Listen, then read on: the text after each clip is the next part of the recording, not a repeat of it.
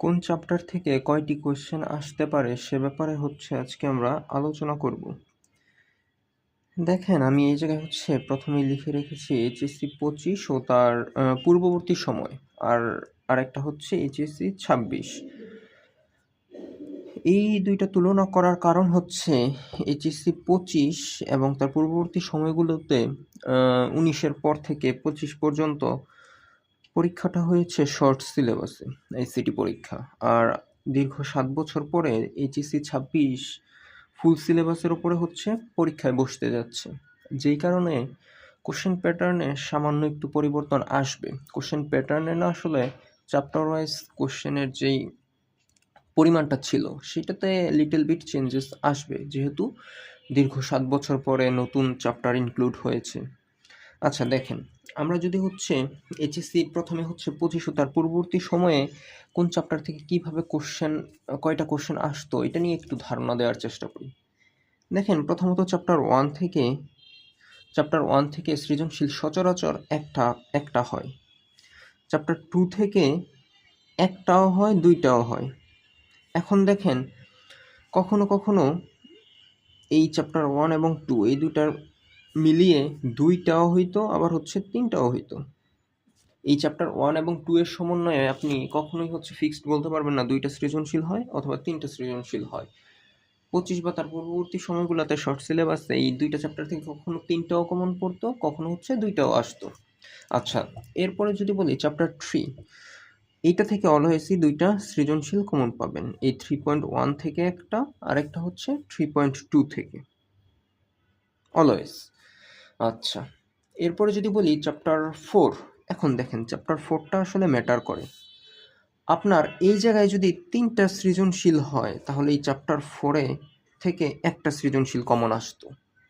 আর যদি এই চ্যাপ্টার 1 এবং 2 এর সমন্বয়ে দুইটা সৃজনশীল হয়, সেই ক্ষেত্রে এই জায়গায় সৃজনশীল আসতো দুইটা।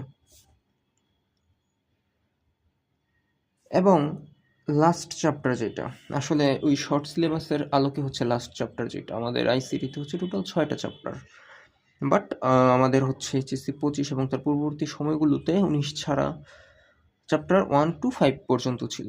আর চ্যাপ্টার 5 থেকে দুইটা সৃজনশীল, এটা একদম কনফার্ম ছিল, মাস্ট বি। আচ্ছা, এখন আমরা দেখি ওভারঅল টোটাল। দেখেন, যদি টোটাল আমরা চিন্তা করি, ধরেন এই জায়গা থেকে একটা নিয়ে চিন্তা করলাম, একটা, এই জায়গা থেকে যদি দুইটা নিয়ে চিন্তা করি দুইটা, বা ওভারঅল 1 এবং 2 মিলিয়ে যদি তিনটা কনসিডার করি 3, তাহলে এই জায়গা থেকে 2, 5, এই জায়গায় যদি তিনটা আসে, এই জায়গায় কয়টা আসে? এই জায়গায় আসে একটা, এই যে 6, আর এই যে 2 যে 8, এই যে দেখেন 8, টোটাল এই 8টা সৃজনশীল এই আলোকে হইতো। আবার যদি আপনি চিন্তা করেন এই চ্যাপ্টার 1 এবং চ্যাপ্টার 2 থেকে একটা দুইটা, এই যে 2, তাহলে এই জায়গায় এসে হয়ে যেত চ্যাপ্টার 3 তো কনস্ট্যান্ট, দুইটা হবেই, 2, 2, 4, তখন চ্যাপ্টার 4 এসে হয়ে যেত দুইটা, 6, আর এই যে 2 8। এই রেশিওতে দেখেন 8টা সৃজনশীল খুব সুন্দরভাবেই মিলে যেত। যাই হোক, আমাদের 25 বা পূর্ববর্তী সময়গুলো নিয়ে তো আমাদের আসলে কনসার্ন না, আমাদের মাথা ব্যথা এইচএসসি 26 নিয়ে, কারণ সামনে আপনাদের পরীক্ষা।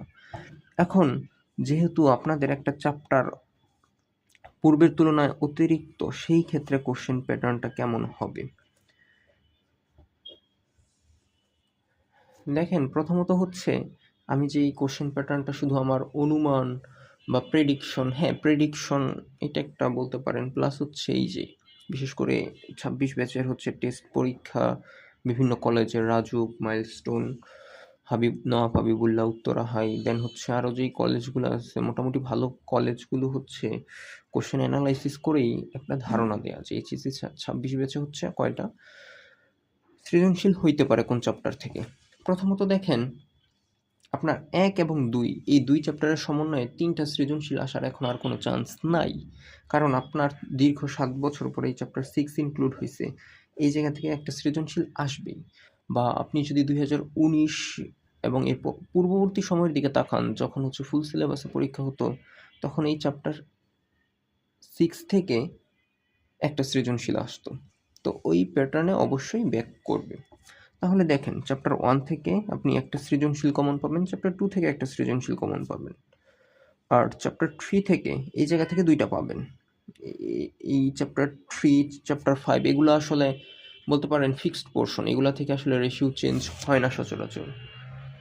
আচ্ছা, এরপরে যদি বলি এখন চ্যাপ্টার 3 থেকে হচ্ছে 2টা, একটা হচ্ছে 3.1 থেকে, একটা 3.2 থেকে, স্বাভাবিকভাবে আগের মতো।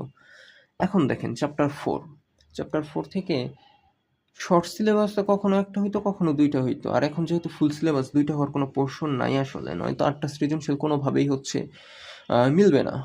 আর চ্যাপ্টার 5 যেটা দেখেন খুব বড় একটা চ্যাপ্টার, এই চ্যাপ্টারটা কেউ যদি করেন তাহলে মানে 2টা সৃজনশীল না আসলে আসলে এই চ্যাপ্টারটা করার তাৎপর্যই থাকে না। এই জায়গা থেকে 2টা সৃজনশীল আসবেই। আর চ্যাপ্টার 6 থেকে যেটা, এটা ফুল সিলেবাস আগে যখন পরীক্ষা হইতো 19 বা তার পূর্ববর্তী সময়ে, তখনও 2টা সৃজনশীল একটা সৃজনশীল আসতো। তো ওই আঙ্গিকে বলা যাচ্ছে একটা সৃজনশীল আসবে। আপনারা যদি টেস্ট পরীক্ষার কোশ্চেনগুলো অ্যানালাইসিস করেন বিভিন্ন কলেজে, তাহলে বুঝতে পারবেন যে বর্তমানে ফুল সিলেবাসের আলোকে এইভাবেই কোশ্চেন প্যাটার্নটা হচ্ছে। দেখেন 1, 2, 4, 5, 7, এই যে 8, টোটাল হচ্ছে 8। দেখেন এই রেশিওতে কোশ্চেন হওয়ার পসিবিলিটি বলতে পারেন 99%। হোপ দ্যাট আপনারা ব্যাপারটা বুঝতে পেরেছেন।